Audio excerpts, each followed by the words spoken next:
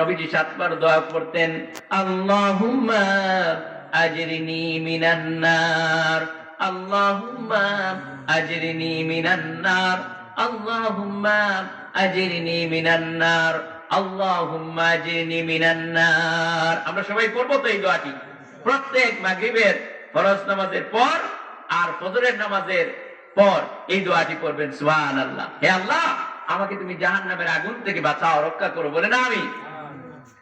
আল্লাহ রাব্বুল আলামিন আরেকটি দোয়া শিখিয়েছেন, ও রাব্বানা আতিনা ফিদ দুনিয়া হাসানাতাও ওয়া ফিল আখিরাতি হাসানাতাও ওয়া কিনা আযাবান নার।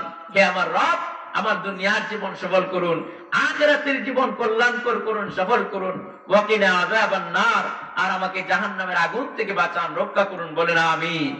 সবাই একটু জোরে সোরে দুরূদ পড়ুন, লা ইলাহা ইল্লাল্লাহ, আর জোরে লা ইলাহা ইল্লাল্লাহ, লা ইলাহা ইল্লাল্লাহ, আর জোরে লা ইলাহা ইল্লাল্লাহ, লা ইলাহা ইল্লাল্লাহ, সুবহানাল্লাহ ওয়াল হামদুলিল্লাহ, লা ইলাহা ইল্লাল্লাহ, লা ইলাহা ইল্লাল্লাহ, লা ইলাহা ইল্লাল্লাহ।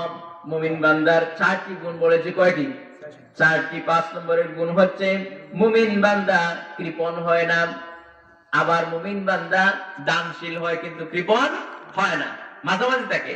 আল্লাহ রাব্বুল আলামিন মুমিন বান্দার 5 নম্বরের গুণ বলছেন, والذين إذا أنفقوا لم يسرفوا ولم يقتروا وكان ذلك قواما। মুমিন বান্দা অপব্যয়কারী হয় না, আবার কার্পণ্য করে না, অপচয় করে না, আবার মুমিন বান্দা সব দিয়ে দেয় না। মুমিন বান্দা সব দিয়ে দেয়?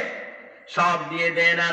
কারণ মুমিন বান্দা জানেন, ইন্নাল মুবাজ্জিরিনা কানু ইখওয়ানাশ শায়াতিন, যারা অপচয় করে তারা শয়তানের ভাই। তারা শয়তানের কি ভাই। কিন্তু আমাদের দেশে সবচেয়ে বেশি অপব্যয় হয় বিয়েতে। দেখবেন কনে পক্ষের উপরে রীতিমতো জুলুম করা হয়, বলে নাউজুবিল্লাহ। সব লোকগুলো বিয়ের দিন, অথচ অলিমা হচ্ছে সুন্নাহ। অলিমা কি সুন্নাহ। ওই দিন মিয়া তুমি খাওয়াইবা তোমার সদ্য গোষ্ঠীকে, কিন্তু দেখা যায় বিয়ের দিন কন্যার পক্ষের উপরে, কন্যার বাবার উপরে একটা জুলুম হয়ে যায়। গাড়ি 10টা 20টা 50টা, বন্ধু বান্ধব যা আছে দেশে বিদেশে সব নিয়ে যায়, নাউজুবিল্লাহ। তারপরে তো আরো কিছু। তাহলে মুমিন বান্দা কি করে? অপব্যয়কারী হয় না, আবার মুমিন বান্দা দানশীল হয়। সুবহানাল্লাহ। মুমিন বান্দা কি করে? আল্লাহ রাব্বুল আলামিন বলেন, ওয়ালা তাজআল ইয়াদাকা মাগলুলাতান ইলা উনুকিকা ওয়ালা তাবসুতহা কুল্লাল বাসতি ফাতাকউদ মালুমান মাহসুরা। মুমিন বান্দা কখনো নিজের বের হাত নিজের গর্দানের সাথে লাগিয়ে দেয় না। আর মুমিন বান্দা কখনো এমন কার্পণ্য প্রকাশ পায় না, আবার সম্পূর্ণ খুলে দেয় না। আপনি খুলেও দিবেন না, আবার কি করবেন না, আপনার যতটুকু সম্পদ আছে এর থেকে যাকাত দিবেন, গরিব মিসকিনদেরকে আপনি দান করবেন। এটাই হচ্ছে মুমিন বান্দা রিজিক থেকে দান করবেন।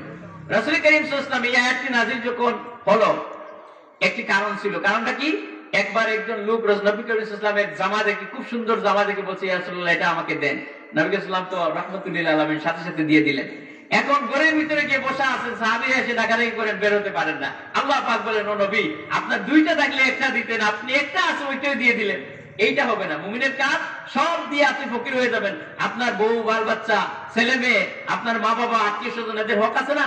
এখন আপনি শুধু দান করে দিলেন সব, এরকম তো আপনি হাতেম তাই হলে হবে না, হবে নাকি? এই জন্য মুমিন বান্দার 5ম গুণ হচ্ছে সে একমাত্র কি করে? দানও করে, আবার কৃপণও হয় না। 6ষ্ঠ গুণ হচ্ছে মুমিন বান্দার, والذين لا يدعون مع الله إلها آخر। মুমিন বান্দা আল্লাহ ছাড়া কাউকে ডাকে না, শিরক করে না। মানে হচ্ছে শিরক করে না, খাজা বাবা করে না। খাজা বাবা ইয়া খাজা মেরা মতলব কো পুরা কর দে, আসলে খাজার মতলব পুরা করছেন কে? আবার কিছু কিছু জাহিল বলে আল্লাহর দন খাজারে দিয়া, আল্লাহর দন খাজারে দিয়া আল্লাহ গেছে গায়েব হইয়া, কেউ ফিরে না খালি হাতে খাজা বাবার দরবারে। এটা শিরক, এর ইমানই নাই বলে নাউজুবিল্লাহ। আমরা সন্তান চাইবো কার কাছে?